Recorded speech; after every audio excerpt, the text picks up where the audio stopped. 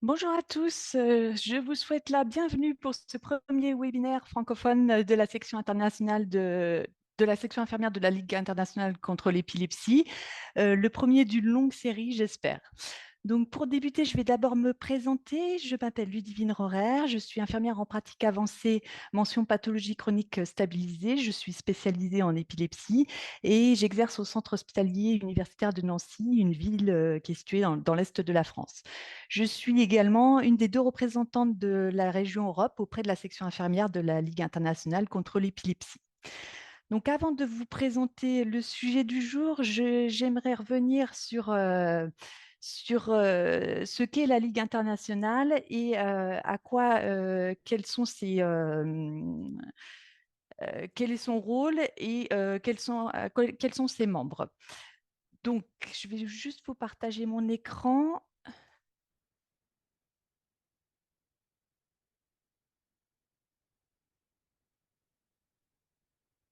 Alors, voilà.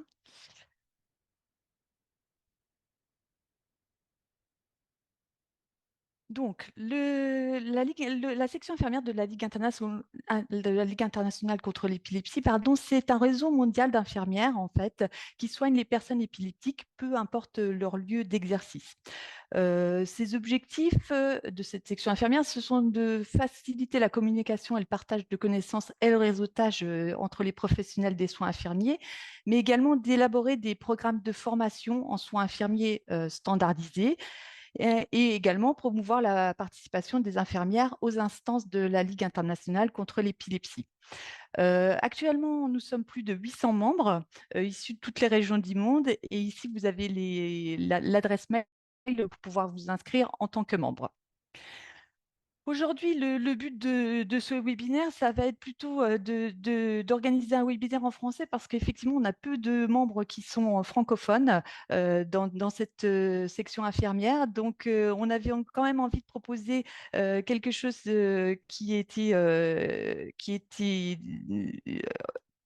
qui permettait de proposer quelque chose aux Français.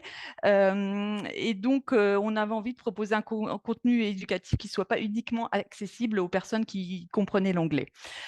Donc, l'objectif de ce premier webinaire, c'est surtout de montrer le dynamisme des infirmières qui travaillent dans le domaine de l'épilepsie. Et on voulait en fait proposer un sujet un petit peu 2.0 dans l'air du temps. Donc, en fait, on va aujourd'hui parler de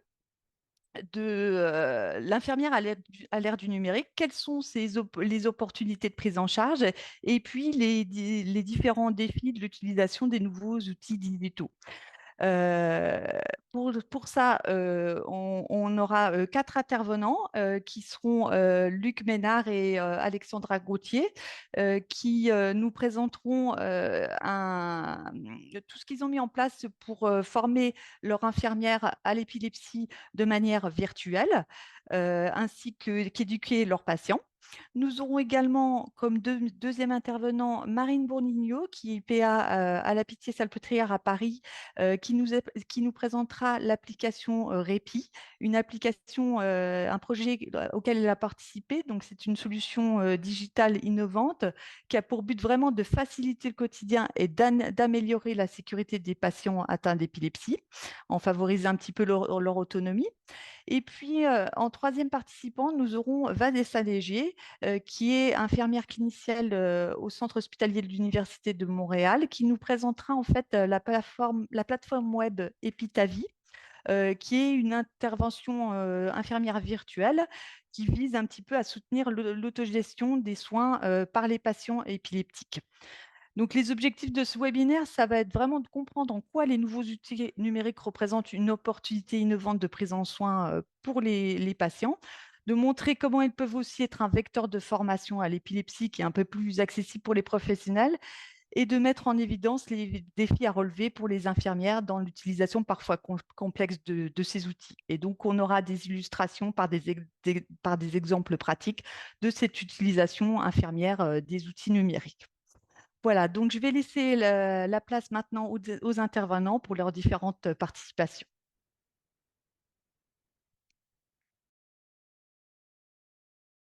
Oui, bonjour. Il me fait plaisir de venir présenter aujourd'hui à la Ligue internationale contre l'épilepsie en français. Aujourd'hui, notre présentation s'intitule Soigner l'épilepsie, nouvelles technologies et formation des infirmières. Je me présente, je m'appelle Alexandra Gauthier, je suis infirmière à la clinique externe d'épilepsie à l'hôpital de l'Enfant Jésus. Je suis de Québec. Bonjour, moi aussi Luc Ménard, je suis infirmier à la clinique d'épilepsie également au CHU Québec, l'Université Laval. Donc, les nouvelles technologies transforment le domaine des soins infirmiers, mais transforment aussi notre hôpital. En fait, là, on voulait vous présenter l'hôpital de l'Enfant Jésus. Donc, avant, c'est pas mal aujourd'hui, mais ça l'a déjà transformé. On voulait vous montrer ce que ça aurait l'air en 2030. Donc, l'hôpital L'Enfant Jésus se transforme, évolue, mais les nouvelles technologies aussi. Et la formation des infirmières doit s'adapter pour intégrer toutes ces nouvelles technologies. Et c'est de ça qu'on va vous parler aujourd'hui. Donc, à l'ère des nouvelles applications technologiques, on voit vraiment des grands changements. Moi, ça fait une vingtaine d'années que je pratique en soins infirmiers, et même les plus jeunes infirmières, là, que ça fasse 5 ans, 3 ans, on voit que le réseau se transforme, on voit les nouvelles avancées technologiques qui nous bouleversent. On a vu la pandémie qui a fait avancer le Zoom à grands pas. Donc, il y a aussi, j'ai vu apparaître, moi, le dossier patient électronique dans les dernières années. Nous, ici à Québec, il y a le dossier Santé Québec qui a regroupé tous les prises de sang qui sont à travers le Québec, qui sont regroupées maintenant à un endroit accessible à tous. Prise de sang, profil pharmacologique, tous les imageries là aussi médicales qui sont faites hors CHU de Québec. Là. On n'est plus au dossier papier. Il y a la télémédecine maintenant qui fait des merveilles. Le télétravail qui est arrivé avec la pandémie, qui a révolutionné même nous aussi. On fait du télétravail comme infirmiers et infirmières. L'intelligence artificielle, les patients nous en parlent. Nous, comme outil de travail, on a commencé un peu à l'adapter aussi à notre réalité pour nous aider à élaborer différents protocoles. Les patients font des recherches avec Gemini, donc c'est des outils qu'on va entendre, je crois, de plus en plus parler. Il y a aussi la réalité virtuelle qu'on voit avec Apple qui a sorti le Google Pro, ce qui est l'Apple Pro récemment. Des applications mobiles pour la santé. Donc, nous, nos patients nous demandent est-ce qu'il y a des outils technologiques qui existent pour pouvoir m'aider à contrôler mon épilepsie. Donc, on doit se tenir au courant comme infirmier, infirmière. Qu'est-ce qui existe? Il existe maintenant des journaux virtuels, il y a des applications, il y a des devices ou des applications intelligentes pour pouvoir aider nos patients dans la surveillance des crises. Donc, comme infirmière, il faut se tenir à jour. Donc, en fait, on a certains défis là, pour pouvoir garantir une adoption optimale de toutes ces nouvelles technologies-là. En fait, il ne faut pas oublier, hein, il y a un coût d'acquisition puis une maintenance de toutes ces technologies-là. Donc, l'accès inégal aux technologies, il y a des patients ou il y a des professionnels qui n'auront pas accès à ces technologies-là, ils n'auront pas les sous. Euh, Aussi, ben, il y a toutes les habiletés du personnel avec la technologie. Il y en a qui vont être à l'aise, comme toute la nouvelle génération qui baigne avec toutes ces nouvelles technologies-là, versus une autre génération qui va être moins habilitée à le faire. Il ne faut pas oublier aussi hein, la nécessité de formation continue de tous les formateurs et les gens à former. Et il y a eu des risques de cybersécurité, de confidentialité des données, donc s'assurer d'avoir tous les codes d'accès, d'avoir la confidentialité pour la confidentialité des données, Elle entre est autres. en Là. règle avec notre département d'informatique et Mhm. ils peuvent nous aider là, si on a des problèmes avec ces enjeux-là. Les avantages des technologies pour la formation. Nous, vraiment, on l'a vu, là, ça nous a grandement aidé. C'est au niveau de l'interactivité maintenant qui est plus grande. Les gens sont à la maison, peuvent nous écrire des questions via Teams, des choses comme ça. C'est accessible peu importe l'endroit ou le temps. Donc, les infirmières, des fois, qui sont trop occupées sur le lieu de travail, peuvent l'écouter sur leur heure de pause, à la maison ou quand ça leur convient. Et on a un apprentissage qui est individualisé. On n'a pas tous le même rythme d'apprentissage. Donc, nous, là, ça nous a vraiment, vraiment aidé pour les infirmières ici, là, pour les sensibiliser au niveau de l'épilepsie, transmettre notre information. Quand on parle d'accessible, peu importe l'endroit, nous voilà aujourd'hui tous réunis de façon internationale. Donc, c'est vraiment super, là, On cette n'aurait interactivité-là. pas pu penser à ça Hum, il y a 20 ans. exact. Donc, on a certains défis à relever là, concernant la formation des infirmières. Donc, sur quoi on s'est questionné avant la transformation, avant d'évoluer là, au niveau de la technologie ici au CHU de Québec, dans notre clinique, on se rendait compte, hein, on avait de la difficulté à rejoindre tout le monde, là, soit que dans les formations, donc c'était difficile, hein, donc on avait cette difficulté-là. Donc coûtant, salaire, dans le sens où on faisait beaucoup de formations, il manquait des gens, il y avait des changements de personnel, pas tout le monde pouvait avoir la formation. Puis là, on se questionnait comment qu'on pourrait faire pour améliorer la formation du personnel et que tous puissent l'avoir au bon moment. Donc, on se rendait compte, là, comme on disait un petit peu plus tôt, là, qu'il y avait beaucoup de pertes d'informations dans le temps. Donc, avant la transformation, c'est un peu nos défis là, qui étaient à relever ici. Là. Donc, ce qui nous a vraiment aidé, c'était l'outil Team qui est arrivé dans la pandémie, sensiblement pour nous ici. Ça a grandement amélioré les échanges entre les différentes cliniques externes en neurologie et les infirmières de l'étage de sciences neurologiques. Il y a un canal qui a été créé là, où est-ce qu'on peut déposer les documents, on peut soumettre les questions. Donc, c'est en temps réel, les gens, c'est facile d'avoir accès à eux et de leur répondre. Donc, ça a amélioré la formation en continu, ça a amélioré la qualité des soins, ça a amélioré les échanges en temps réel et ça a facilité la communication entre les professionnels de la santé. Donc, on a une meilleure coordination des soins. Donc, on voulait vous montrer un petit peu là, de quoi avait l'air le canal qu'on a créé là, avec l'équipe en sciences neurologie. Donc, puis sur ces canaux-là, c'est là qu'on dépose en fait là, les formations et le personnel va pouvoir l'écouter quand eux auront le temps de le faire et dans un temps réel. Donc, on voulait là, vous montrer de quoi ça avait l'air, de qu'est-ce qu'on avait créé.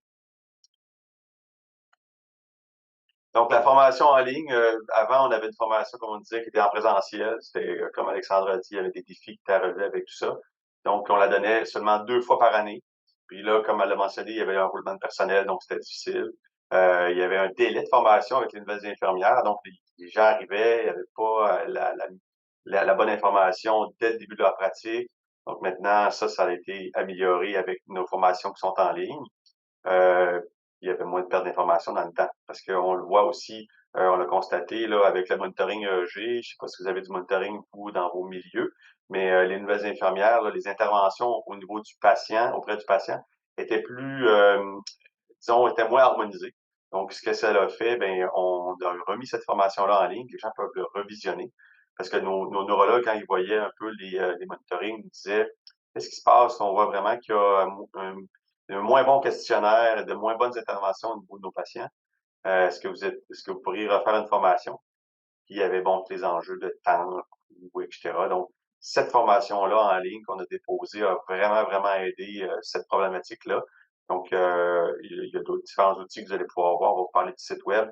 On a déposé aussi le questionnaire. Qu'est-ce qu'on voulait uniformiser pour que les infirmières, parce que c'était pas tout le monde qui comprenait exactement pourquoi on fait un monitoring, qu'il y avait de l'enregistrement audio, comment questionner le patient pour avant la crise, pendant la crise et après la crise, quelles questions demander.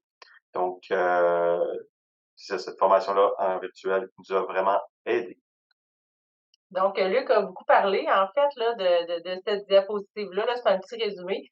Les deux formations là, qu'on a fait, des formations vidéo qu'on a élaborées, en fait, là, pour les infirmières de l'étage. Donc, une sur l'épilepsie et l'autre sur le monitoring EEG. On vous a mis tous les sujets là, qu'on parle un peu là, dans notre formation pour les infirmières et infirmiers de l'étage. Donc, donc c'est facile d'accès, donc c'est via Teams ou sur une plateforme de formation à l'interne qui s'appelle ACE-PTM. Ça permet une meilleure assimilation des connaissances et des apprentissages plus rapides là, pour le personnel. Il y a eu aussi ce qu'on est très fiers, c'est la refonte de notre guide d'enseignement aux patients en clinique d'épilepsie. Là, vous voyez, on a le carnet qui est à votre droite là, de l'écran. On sait que la génération actuelle va vers le numérique pour meilleur accès, c'est facile, c'est le téléphone qui est toujours dans la poche qu'on peut consulter facilement. Donc, notre guide d'enseignement maintenant est accessible via web. On a fait avant on faisait beaucoup de copies papier. Mm. On s'est rendu compte que les gens ne le ramenaient pas toujours. Il y a des coûts aussi associés aux multiples impressions, l'environnement, etc. On peut en nommer là, des avantages à tout ça. Puis maintenant, ben, il est en version web. La version web, vous pouvez la retrouver sur notre site. Si des fois vous voulez la consulter ou avoir accès, c'est libre à tous. Là, c'est ouvert. Vous pouvez l'utiliser comme vous voulez. cette version-là, ben, est plus facile aussi à modifier. Si on a des changements à faire, on n'a pas plusieurs copies qu'on doit souvent bon se débarrasser parce qu'ils sont pas à jour, on trouve des coquilles. Donc, vraiment, là, la version numérique qui nous facilite la vie. On peut aussi envoyer à nos patients via le courriel la version numérique, donc plus d'envoi papier comme on avait avant. Donc, ça a été une avancée de notre côté. Pour les téléconsultations, pour quand on fait du télétravail, pour nos suivis téléphoniques à distance. Donc, on l'utilise beaucoup pour à cet effet. Donc, on vous a mis des sujets aussi là, de notre site web là, qu'on a fait, hein, qu'on a créé. Donc, on a mis le lien ci-bas, là, donc pour que si vous voulez avoir accès à notre site web, donc on fait beaucoup d'enseignements aux patients. Puis comme on dit, on fait beaucoup de télémédecine maintenant, on fait beaucoup de suivi téléphonique à distance. Donc, on l'utilise beaucoup là, pour tout ce qui est guide d'enseignement là, concernant là, les monitorings EEG à venir, des tests, de l'enseignement sur la chirurgie de l'épilepsie, sur l'utilisation du midazolam, sur le stimulateur du nerf vague, évidemment, l'épilepsie, puis notre guide d'enseignement que Luc vient tout juste de vous parler. Donc, tout s'y retrouve, puis c'est facile d'accès. On est rendu là, la technologie a évolué beaucoup, donc on évolue avec. Donc, c'est un peu tous les liens là que Alexandra a parlé pour nos guides d'enseignement. On en a, je pense que tu les as tous nommés, Alexandra, hein, Oui. c'est ça. On veut en faire un s'il nous manque, ben on est toujours en train de travailler. Écoutez, si vous avez des choses, des idées, on serait très heureux de les entendre. Ouais. Puis je pense que c'est une belle plateforme, Mm. justement, puis c'est une belle initiative là, de nos collègues là, d'avoir pensé à cette formation. Toujours dans le but d'améliorer la qualité et les soins à Oui, nos patients. Là. à l'ère du numérique. Donc, envoyez-nous vos idées. Puis vous pouvez prendre tout ce qu'on a ici sur notre site. Faites-en ce que vous voulez. Nous, on les a créés, donc c'est à nous. On voulait faire le DBS, je crois, Oui. qu'il nous restait à faire. On avait le midazolam qu'on vient de faire récemment avec la vidéo. Il nous resterait le DBS essentiellement, puis on aurait quand même couvert une bonne partie Oui. de nos besoins.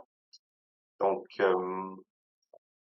Notre vision pour l'avenir, en fait, ben, on veut un enseignement qui soit immersif et surtout interactif. Hein. On s'en va vers le stimulateur visuel, virtuel, désolé, par exemple. Donc, on veut des soins aux patients personnalisés, l'intelligence artificielle, la télésanté et surveillance à distance. Donc, ça s'en vient, on en parle.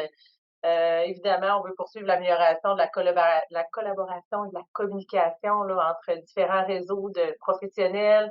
On veut améliorer nos outils aussi là, de collaboration en ligne. Je sais pas si tu avais quelque chose à rajouter. oui, parce qu'il faut rêver, il faut voir un peu plus loin, là. On avait déjà essayé, dans le temps, il y avait une entreprise qui était venue avec des lunettes, Ouais. qui nous faisait vivre, une lunette virtuelle qui nous faisait vivre un peu comment un patient peut se sentir quand il faisait une crise. Mais écoutez, là, imaginez un peu le potentiel, si on pouvait montrer aux gens à quoi ça peut ressembler euh, une crise de tonico clonique, une crise plus focale. Donc, avec des exemples comme ça, ou pour la famille, pour les gens qui connaissent moins ça. Puis l'intelligence artificielle, comme on a mentionné, Alexandra, Gemini, ChatGPT, je crois que ça pourrait être intégré justement pour personnaliser la recherche, les interactions, les effets secondaires, puis les interactions encore plus grandes avec nos collègues à travers l'Amérique, l'Europe et l'Asie, et j'en passe. Donc, rêvons. Très bon. Donc, juste pour conclure, en fait, ben, les nouvelles technologies ont un énorme potentiel pour améliorer la formation des infirmières, transformer l'enseignement et les soins aux patients. Donc, il est important de relever tous ces défis. Donc, Ben, merci à voilà, tous. un gros merci.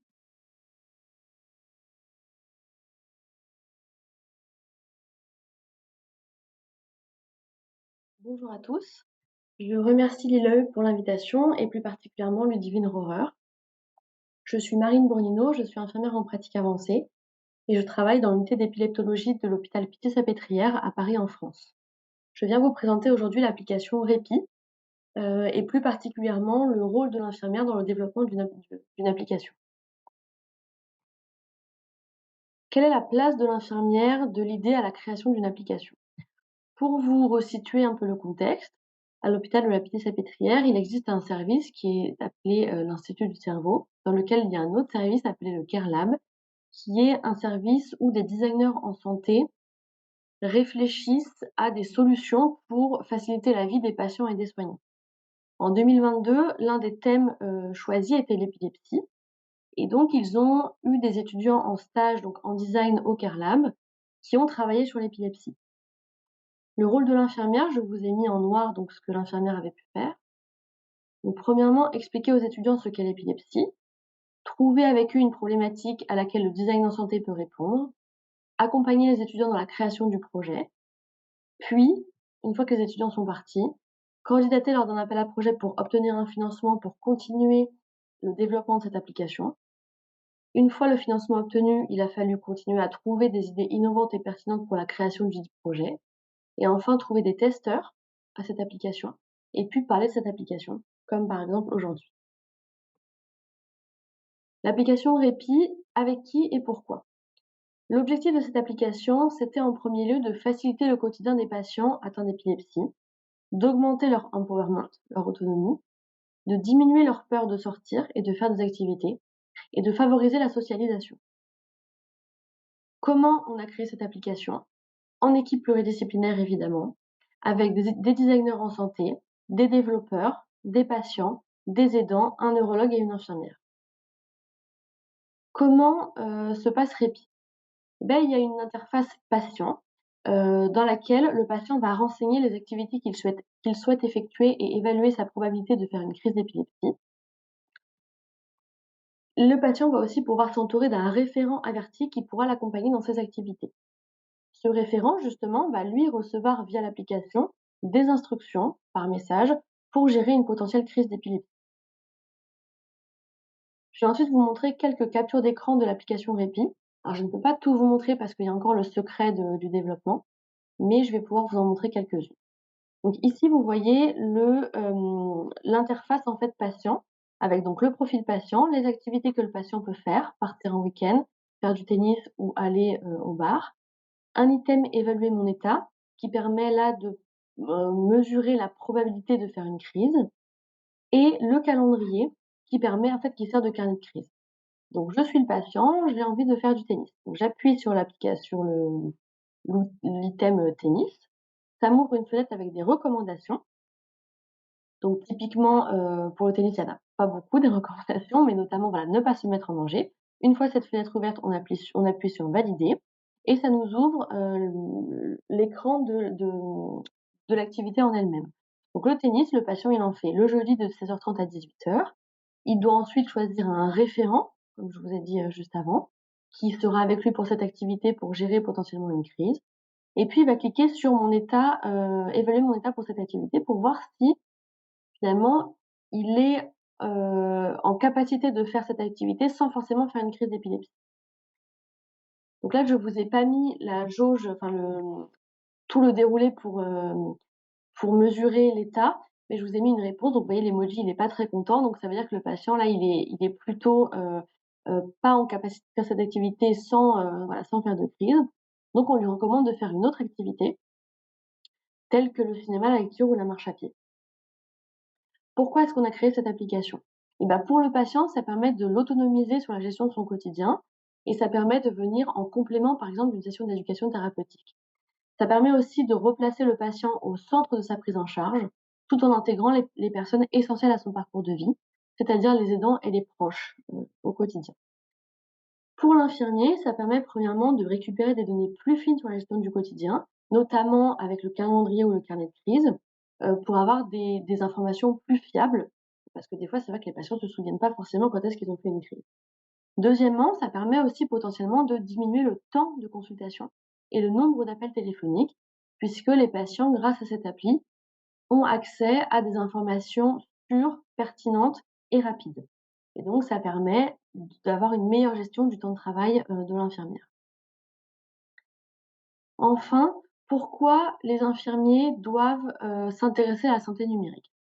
Le Conseil international des infirmiers a publié un article en septembre 2023 intitulé «Transformation numérique de la santé et pratiques infirmières», qui montrait que les technologies numériques avaient, beaucoup d'avantages, tels que favoriser un accès équitable et universel aux services de santé, accroître l'efficacité et la fiabilité des systèmes de santé, renforcer la sécurité des patients, répondre aux pénuries de personnel de santé, réduire les coûts et donc, en définitive, améliorer l'état de santé de la population.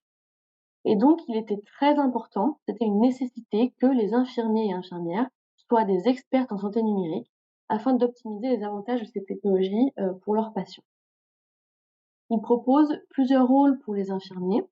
Premièrement, que les infirmiers s'intéressent à la promotion de l'équité en santé afin de réduire la fracture numérique. L'infirmier doit encourager la collaboration interdisciplinaire et s'assurer que la santé numérique et les technologies bénéficient aux personnes de manière éthique, sûre, sécurisée, fiable, équitable et durable. Et enfin, le Conseil international des infirmiers demande à ce que les infirmiers soient inclus dans les décisions nationales et internationales concernant la santé numérique. Je vous remercie pour votre attention.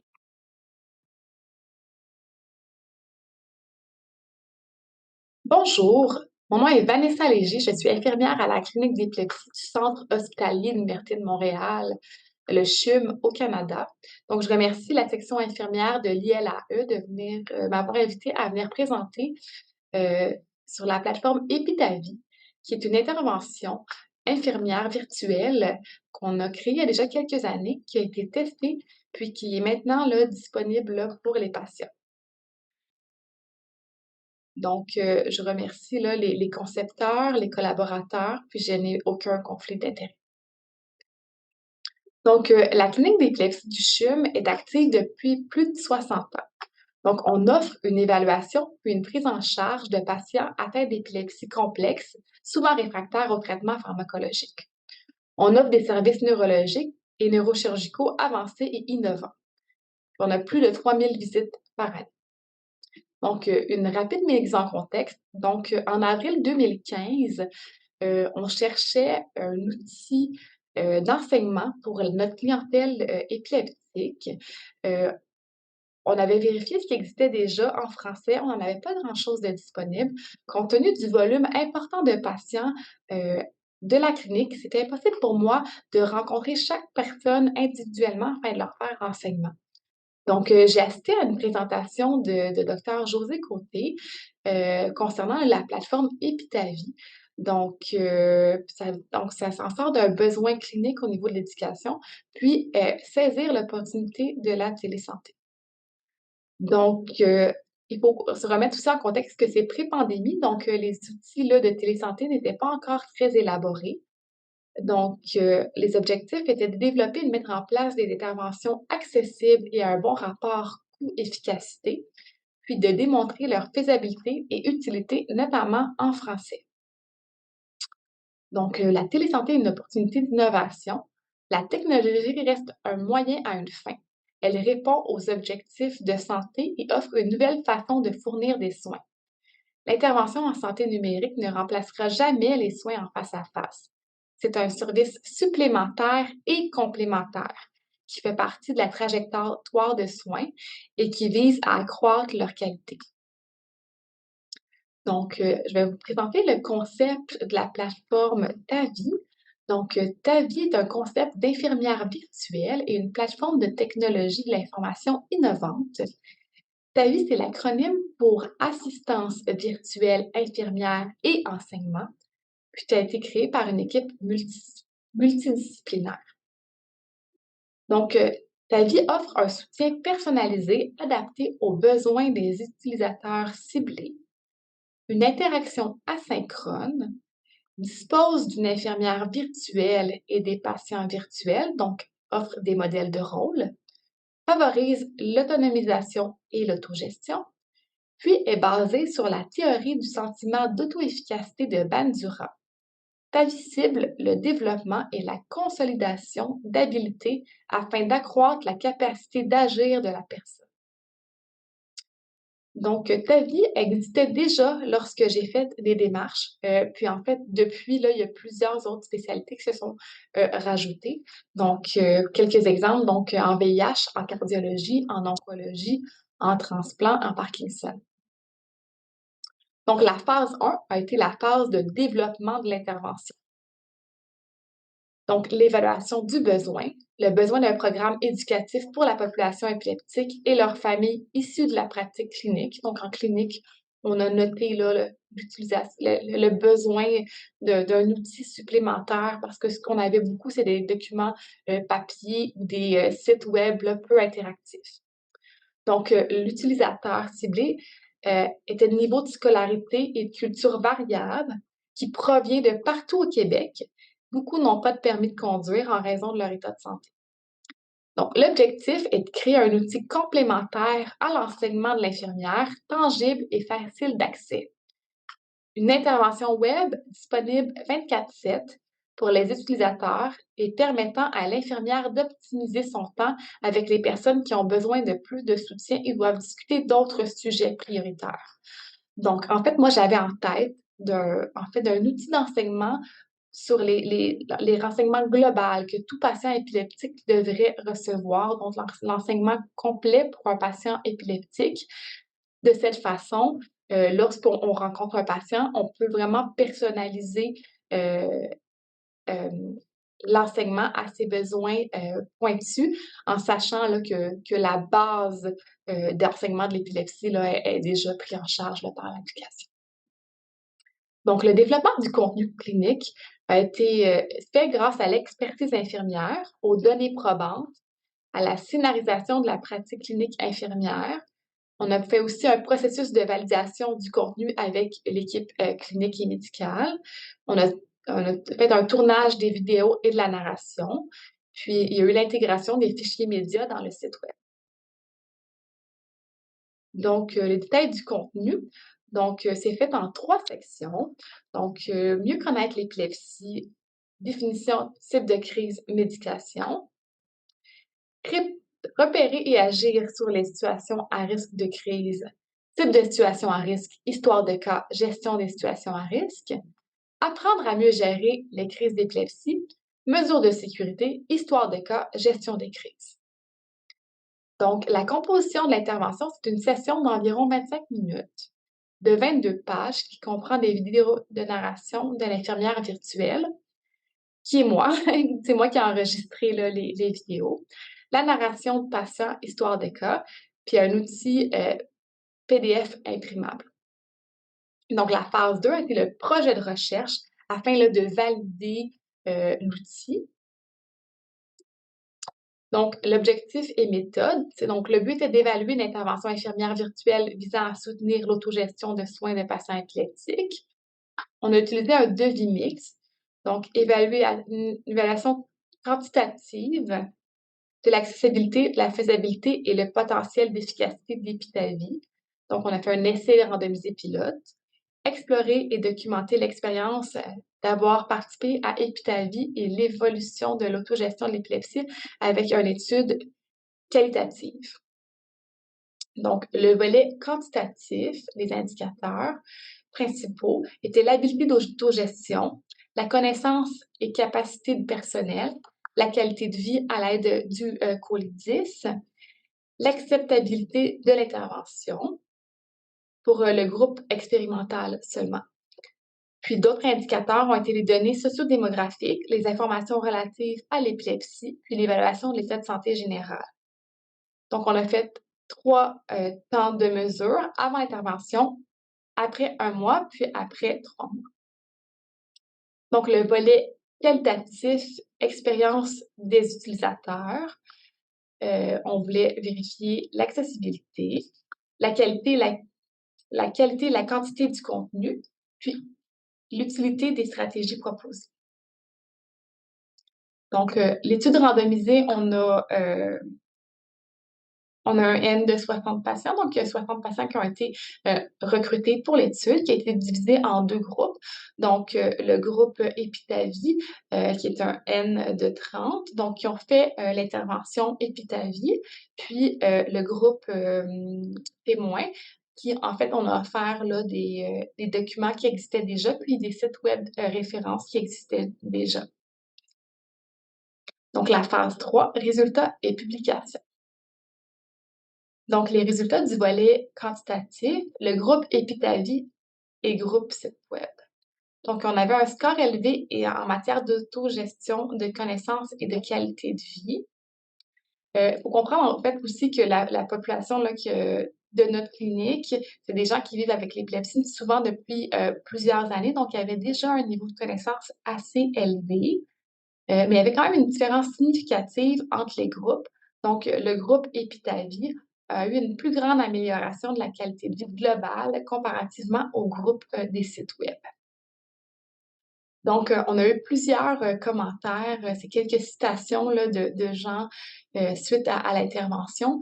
Donc, en bon québécois, je me suis identifiée à certaines affaires. Ça m'a permis, on dirait, de me sentir moins seule de ma gang. Ça aide quelqu'un en début d'épilepsie. C'est leur donner des pistes de solutions, ça les aiderait officiellement. C'est facile à regarder. Puis, pour les autres aussi, notre entourage, nos collègues, ça donne le goût de partager le site. Va voir ça. Ça va répondre à plusieurs de tes questions. Je me suis rendu compte de choses que j'avais jamais prises en compte par rapport à mon épilepsie. Une nouvelle perspective, ça c'est sûr.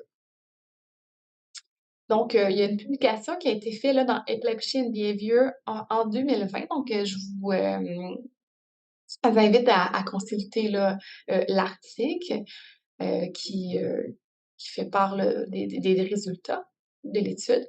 Puis, on a aussi fait un poster qui a été publié. Donc, en conclusion, les éléments clés d'intervention Epitavie améliorent significativement de la qualité, une amélioration significative de la qualité de vie. C'est facilement accessible. Elle est pertinente pour les personnes nouvellement diagnostiquées, mais aussi rassurante pour les personnes d'expérience vivant avec l'épilepsie, puis est bénéfique pour les proches et l'entourage afin d'apprendre et mieux comprendre. Donc, l'intervention Epitavie est accessible gratuitement au lien suivant. Puis, il y a aussi une nouvelle version d'Epitavie qui est maintenant disponible via le site web de la chaire. Donc, elle a été créée afin de simplifier l'accès aux vidéos. Donc, en fait, on n'a pas besoin de faire l'intervention au complet. On peut seulement aller chercher le contenu là, ciblé. Donc, c'est pas exactement la même expérience, mais si on veut aller chercher vraiment du contenu plus ciblé, on n'a pas besoin de passer à travers là, toute l'intervention. Donc, je vous invite à consulter les sites web. Donc, merci beaucoup là, pour l'invitation. Puis, je voudrais faire aussi un merci spécial à Aline Baudet, qui est la conseillère qui m'a aidée là, à travers cette présentation. Merci beaucoup. Voilà, donc merci aux intervenants pour leur présentation. Avant d'aller plus loin, je tenais vraiment beaucoup à les remercier pour leur enthousiasme et puis pour tout cet investissement parce que ça a été très agréable de faire ce travail avec vous. Alors maintenant, on va passer aux questions-réponses. Donc pour les spectateurs, vous pouvez poser vos questions dans le chat. Voilà, les différents intervenants sont là. Alors, je leur demanderai de remettre leur vidéo et le son afin de pouvoir répondre aux questions. Voilà, donc Vanessa est là, Alexandra et Luc et Marine. Alors moi, j'aurais une première petite question plutôt à destination de Luc et Alexandra pour savoir par rapport à cette formation aux infirmières, est-ce que vous avez été les interroger pour savoir bah, est-ce qu'elles y avaient trouvé leur compte? Est-ce que c'était efficace pour améliorer leur pratique? Voilà, qu'est-ce qu'elles en ont pensé?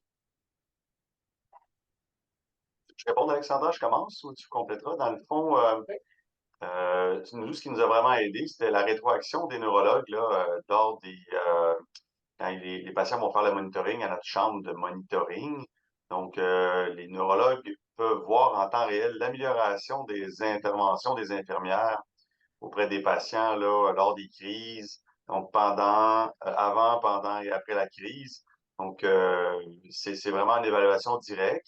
Il y a toujours nos conseillères là, qui sont à l'étage, qui nous donnent un peu là, qui sont sur le terrain, qui nous renvoient les besoins de formation des infirmières. Donc, on s'ajuste là, en cours de route. C'est vers D'accord. là que j'aurais été aussi, là, c'est le petit feedback là, des neurologues là, qui lit les monitorings EEG, là. On a D'accord. beaucoup de Et feedback positif. les infirmières se sentent plus à l'aise du coup dans leur interrogatoire parce que je sais, alors nous dans notre unité de monitoring, quand on commence, quand on débute les interrogatoires de crise, c'est toujours un petit peu compliqué, on n'est pas bien à l'aise et le fait d'avoir cette formation-là à disposition, ça les aide à aller plus vite et à être plus Ah, rapidement efficaces. c'est harmoniser aussi, harmoniser Oui, l'intervention, aussi, là, je oui. pense que c'est vraiment la clé. Bon, il y a toujours l'expérience, l'ancienneté aussi là, Oui. qui entre en ligne de compte, évidemment. Mais nous, on a vraiment vu une amélioration là, des interventions infirmières avec la mise en place là, d'un enseignement qui est structuré, harmonisé. Ouais. D'accord. Alors, n'hésitez pas à poser vos questions hein, pour les spectateurs. Euh, alors, je ne sais pas, peut-être Marine, une question, moi, sur voilà, l'outil que vous avez développé, alors qui n'est pas encore en ligne, hein, si c'est pas encore, je ne sais pas quand est-ce que ce sera disponible, parce que moi, j'ai bien envie de voir à quoi ça va ressembler. Oui, ça l'est pas encore. On est encore en train de faire des modifications et voilà, c'est pas encore mis sur le marché, mais dès que ça l'est, je vous dis évidemment.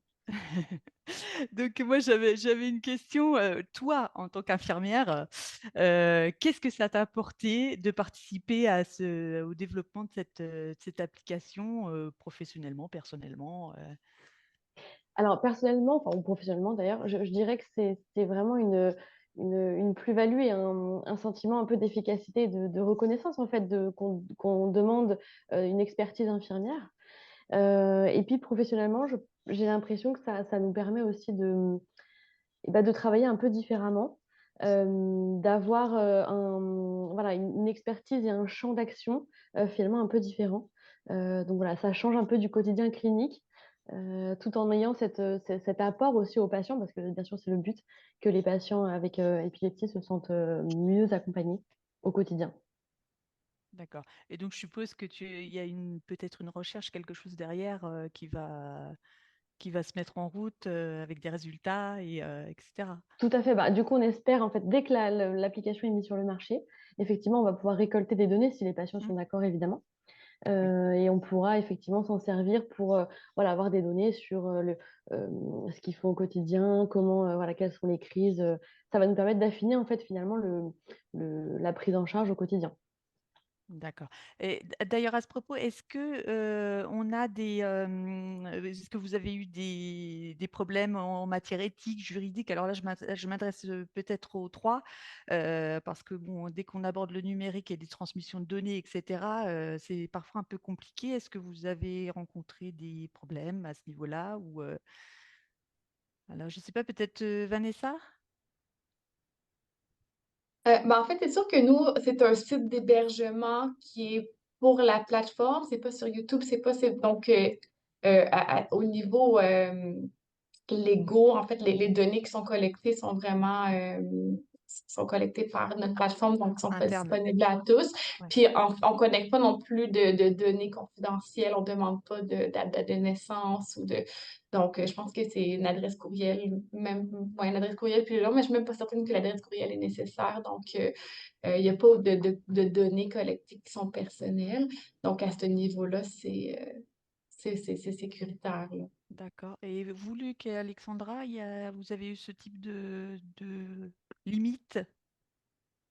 Non, mais en Ouais. fait, on a un très bon filet de sécurité, là. On l'a vu, là, même pour transférer des vidéos à Oui, l'international, là. Donc, on a eu, à l'hôpital, notre réseau, notre filet de sécurité est très bon. Je n'ai pas eu de problématique de confidentialité, là. Non, d'accord. pas du tout. Alors, il y avait une question dans le chat pour Vanessa sur la plateforme Epitavi. Il y a une personne qui demande si c'est juste à destination des adultes ou si ça peut être, ou s'il y a des choses qui concernent les enfants. Mais en fait, je pense que c'est plutôt une clientèle peut-être adolescente, puis adulte. C'est sûr qu'on n'adresse pas vraiment la petite enfance, mais ça peut être utile aussi aux parents, je crois. C'est sûr que les mises en situation, c'est plus adapté, là, comme je pense, pour peut-être à partir de 14 ans, peut-être 12 à montant. Nous, à la clinique d'épilepsie du CHUM, c'est vraiment une clientèle adulte avec laquelle on travaille. Fait que c'est sûr que nous, c'était plus cette clientèle-là qu'on avait en tête, mais c'est certain, et je pense que ça peut être utile là, pour la famille, en fait, les parents autant que tout l'entourage, les enseignants, pour mieux comprendre en fait ce qu'est l'épilepsie. Puis pour les gens qui vivent avec l'épilepsie, mais peut-être c'est à partir de peut-être 12 14 ans, on parle d'alcool, on parle de facteurs de risque. Donc, c'est ça. Donc, je pense que ça. Nous, on l'a pensé plus à l'adulte, mais ça peut être utilisé là, d'après moi, là, pour une clientèle qui est quand même assez large. Oui. Et vous avez donc, il y a eu toute une équipe de recherche, je suppose, autour. Pour toi, ça a été important d'être entouré. Oui, ben c'est ça. En fait, souvent, comme clinicien, on est spécialiste du contenu. Donc, on connaît bien le contenu, mais le contenant est aussi important que le contenu. Donc, comment est-ce qu'on livre l'information pour que ça soit bien retenu? Il y a plein de théories là, d'enseignement, de pédagogie que parfois, en tant qu'infirmière, on ne maîtrise pas 100% au niveau de littératie, des fois qu'on ne pense pas. Il y a plusieurs. Donc, d'être bien entouré, selon moi, ça fait toute la différence pour aussi bien être capable de valider. Maintenant, je pense que tout le monde, on peut tous créer du contenu éducatif avec notre téléphone cellulaire si on en a envie. On a tous accès maintenant à la technologie, mais en fait, pour avoir quelque chose euh, de vraiment utile puis de bien fait, c'est important d'être bien entouré selon moi, puis de valider aussi par la suite à l'aide d'outils de recherche, là, de projets de recherche, de valider l'utilité de l'outil, puis pouvoir apporter des améliorations aussi par la suite. Là, je pense que c'est important là, d'avoir un processus complet. Là, puis moi, j'ai été chanceuse d'être bien entourée là, par une équipe là, complète. Oui, mais d'ailleurs, on voit un petit peu entre l'application Répi qui en est au tout début voilà, de son développement et puis toi qui en est vraiment à la fin, Ouais. on voit un petit peu tout le processus et c'est Mais ça ça qui est fait longtemps. intéressant. Moi, on a commencé en 2015. Là, ça fait déjà quasiment 10 ans. Donc, c'est sûr que souvent, que lorsqu'on fait bien les choses, c'est un travail de longue haleine. Euh, mais c'est ça. Donc, les résultats sont plus tard là, qu'on les Oui, voit. on voit, Donc, oui, oui. c'est Ouais, toujours ouais. valorisant. Ouais. Alors moi, j'ai une question plus un peu qui me concerne moi parce que j'essaye de développer un petit peu l'IETP. Je suis sur ce projet-là, mais c'est tout débutant.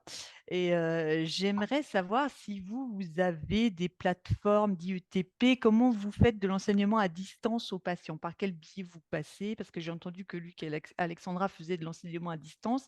Qu'est-ce que vous utilisez comme plateforme? Est-ce que c'est une plateforme spécifique à l'ETP? Est-ce que... Voilà. D'accord. La question, c'est nos plateformes, par exemple, sur notre site web, tous les guides d'enseignement. Donc, on va faire beaucoup de suivi téléphonique. Puis, tout dépendant de l'enseignement, bon, on va faire l'enseignement par téléphone. Puis, par la suite, on va acheminer via courriel le guide D'accord. d'enseignement spécifique. Mais Donc, vous n'avez c'est pas de plateforme dédiée ou de la visio dédiée, sécurisée pour faire de l'enseignement, par exemple. Nous, oui, en fait, on pourrait utiliser Teams, là, puis un réseau sécurisé via Teams, là, en visioconférence. Mais on l'utilise pas beaucoup, mais parfois on l'utilise avec des patients, hein. Comme on D'accord. disait, pas tous les patients sont à l'aise non plus avec la nouvelle Oui. technologie. On a des patients vieillissants, ils ont Mm. pas Internet, ils savent pas c'est quoi Teams, un courriel, ils sont pas certains non plus. Donc, parfois, ça peut être un peu plus difficile avec cette clientèle un peu plus vieillissante. Par contre, avec les plus jeunes, là, donc à la génération actuelle ou un peu plus, là, c'est plus facile de faire ce type d'enseignement via Teams là, qu'on D'accord. utilise. Mais du coup, vous n'avez pas d'outils spécifiques. C'est par exemple des PowerPoint que vous diffusez. Comment ça se passe concrètement? Non, avec les patients, on n'a pas déjà de PowerPoint déjà préfait, là. On y va un patient à la fois à D'accord. c'est C'est tous chaque pas des guides. c'est besoin. pas en groupe. C'est pas en grand Non, groupe de. D'accord. Luc, si tu veux ajouter. Non, non, c'est ça. Nous, c'est tout en numérique, là, le PDF. Tous les guides d'enseignement ont encore version papier, version PDF. Mhm. Puis, pour ce qui est des enseignements de groupe, on a encore gardé là, la méthode, c'est par notre organisme communautaire. Puis nous, c'est Épilepsie Section Québec ici, qui s'occupe plus du volet là, enseignement de groupe à ce moment-là. D'accord.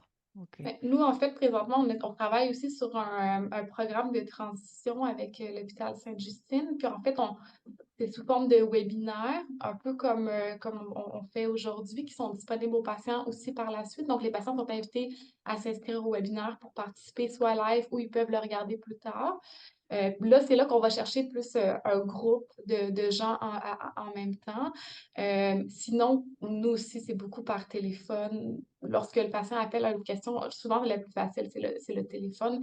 Ça me demande moins de logistique aussi, là, de setter un Oui. rendez-vous à l'avance, que le patient a accès à un ordinateur. Donc, on fait beaucoup d'enseignements téléphoniques ou de réponses à des questions téléphoniques pour du un pour un.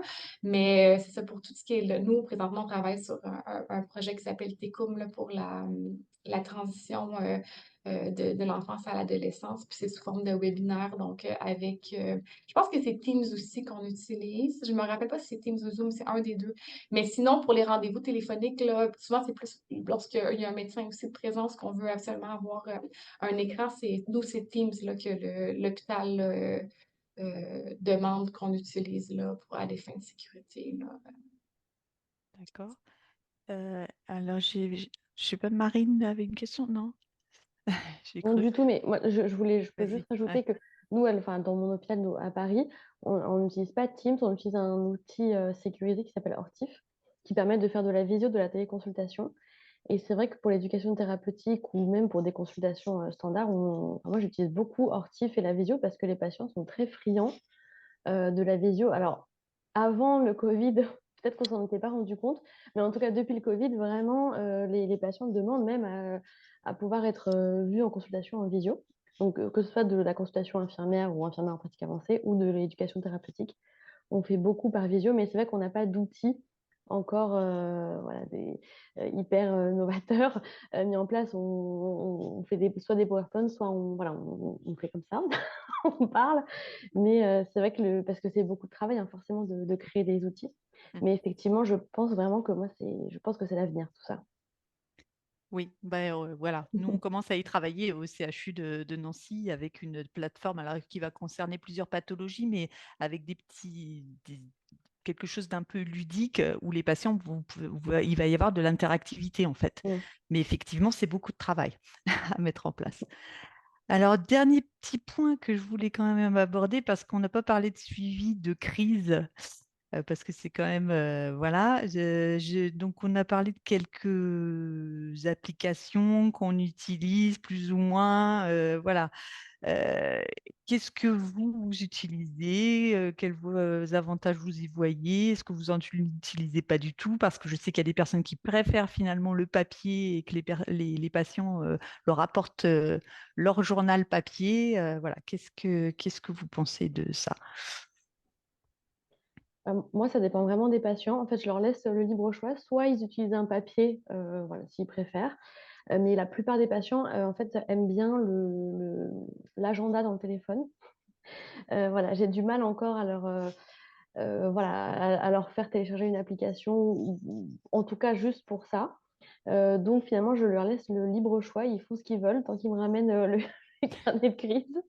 Et puis, selon bah, voilà, l'âge, ou même pas, en fait, selon ce qu'ils préfèrent, les patients. Soit ils utilisent le papier, un tableau Excel qui m'imprime ou qui m'envoie par mail. Soit ils arrivent avec leur téléphone et puis ils regardent leur calendrier, en fait, leur agenda sur leur téléphone, en me disant, bah, le 23 mars, j'ai fait une crise. Voilà. D'accord. Et au Canada, vous utilisez. Ben, c'est partout. Nous, ben, quand les gens nous le demandent, on recommande, là, il y a différentes applications sur Android et iOS là, qui sont bien, qui sont gratuites. Il y a l'Epilepsy Journal qui avait été créé par des parents là, qui étaient fatigués de transcrire sur des feuilles. Le téléphone est toujours accessible. Donc, Epilepsy Journal qui est gratuit sur iOS et sur Android. Puis il y a NIL, NILEAI aussi qui est disponible. Ça, c'est plus complet. C'est vraiment là sur même avec des rappels pour la prise de médicaments. sur le suivi, les changements de médication, les prises de sang, les dosages et tout ça. Puis ça peut être transmis là, à l'intervenant C'est ça, ça aussi, si peut on être veut. transmis à distance du coup, parce que Oui, voilà, il y a avec certaines applications qui font ça maintenant. oui, Voilà, donc c'est vraiment intéressant. Puis il y a ouais. toujours aussi tout l'aspect là, seizure detection qui les gens des fois nous le demandent là, avec les nouvelles montres intelligentes. Là. Il y a Seizure Alarm aussi qui est sur iOS. Il y a un essai gratuit. Et après ça, ben, on peut payer. C'est sûr que c'est pas comme toute application là, pour la détection des crises, c'est jamais parfait.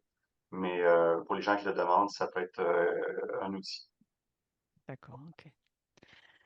Bon, eh bien, Luc, écoutez, excuse-moi. vas-y, En fait, je vas-y, voulais vas-y, juste Alexia. terminer. Luc disait rappel de médicaments, c'est super intéressant. Puis il y a une application aussi sur Android, puis iPhone, là. C'est rappel de médicaments. Moi, j'en parle beaucoup aux patients là, pour éviter les oublis. Donc, ça peut être très intéressant aussi pour les patients. Alors après, il y a certains patients qui n'aiment pas trop d'avoir des rappels tout le temps, tout le temps, tout le temps. Ouais. Je ne sais pas si ça vous arrive et qui finalement Mhm. n'y font plus très attention. Donc c'est un peu le piège, moi je trouve. Voilà. Oui. Après, c'est chacun, chaque patient est différent de toute façon. J'ai juste une Al- ques j'ai juste oui, une vas-y. question, par rapport donc Luc, du coup, tu disais que les patients pouvaient transférer le carnet de crise, mais du coup, qui en fait, voit enfin qui vous c'est vous en fait finalement qui regardez, les carnets de crise tous les jours des patients qui vous envoient leurs références ou c'est quelqu'un d'autre? C'est les Ou patients qui pas? doivent l'envoyer. C'est les patients qui nous l'envoient. OK et c'est toi du coup qui regarde, Alors, tous les jours? moi, OK. j'utilise une application, effectivement, où on peut aller regarder à distance, Mmh. mais je vais voir, par exemple, quand il y a un souci particulier, soit quand je vois le patient en consultation ou quand il a un souci particulier Mmh. de recrudescence de crise ou de crise généralisée.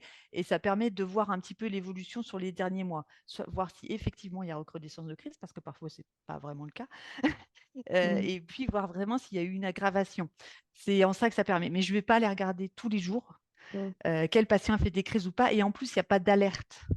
Comme en cardiologie, par exemple, où il y a Mmh. des applications, où il y a des alertes. Il n'y a pas d'alerte. Et D'accord. ça me paraît difficile de mettre des alertes parce Ça serait qu'entre un ingérable, patient, je pense, Mmh. voilà, dépendamment du volume des patients, puis c'est tu sais, ça. Et dépendamment. entre un patient et un autre, c'est une alerte, une alarme va être différente pour un patient, pour un autre. Voilà. Donc, c'est un petit peu la limite de ce truc-là, je trouve. Voilà, c'est utile au moment des consultations ou au moment de quelque chose d'aigu, mais aller voir tous les jours ce qui se passe, c'est Mmh. un peu, voilà. Puis on n'a pas le temps de toute façon.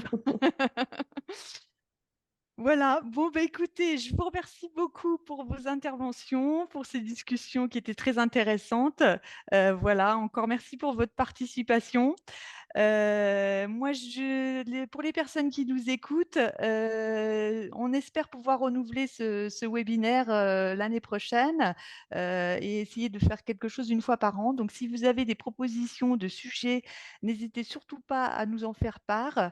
Et puis, je vais partager également mon écran pour que vous puissiez donner votre avis sur ce premier webinaire et nous faire des retours.